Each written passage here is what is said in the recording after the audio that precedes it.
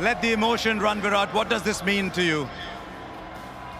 Well, this was my last T20 World Cup, and this is exactly what we wanted to achieve.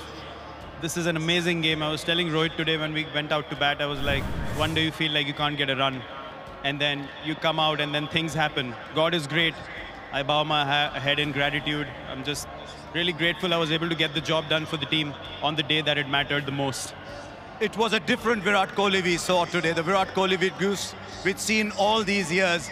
What prompted that change in you? Well, just the occasion. It was now or never kind of a situation. I knew this is my last T20 game playing for India. It's the last World Cup that I was going to play. So I wanted to make the most of it. And this was our aim. We wanted to win an ICC tournament. We wanted to lift the cup. And as I said, it was the occasion that helped me to put my head down and just respect the situation rather than trying to force things out there and just really play the game that my team wanted me to play. Have you just made an announcement, Virat, about T20 internationals? Yes, I have. This was an open secret. It was not something that I was not going to announce even if we had lost. This was going to be my last T20 World Cup playing for India. It's time for the next generation to take over.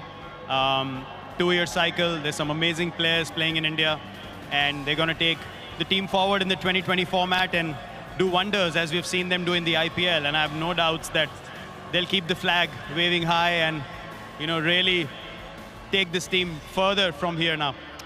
In 2011, you said it's time to carry someone on the shoulders because he's carried India for so long. Time to carry you on the shoulders maybe for this? No, I don't think so. I mean, look, it's been a long wait for us. Just waiting to win an ICC tournament. And it's not just me alone. You look at someone like Rohit as well. He's played 9 T20 World Cups. This is my 6th. So he deserves it as much as anyone else in the squad. So we're just happy we were able to get the job done. And really, it's hard to explain, the emotions I felt after the game. I knew what kind of mindset I was in. I wasn't very confident in the last few games. I wasn't feeling really good out there. But when God has to bless you with something, He shows you in ways that you can't imagine. That's why I said I'm really grateful and humbled right now when I bow my head.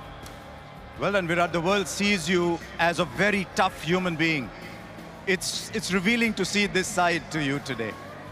It's been difficult, and hence the emotions of how the game went as well, where we came back from, the kind of character the guys showed. It's really difficult to hold things back.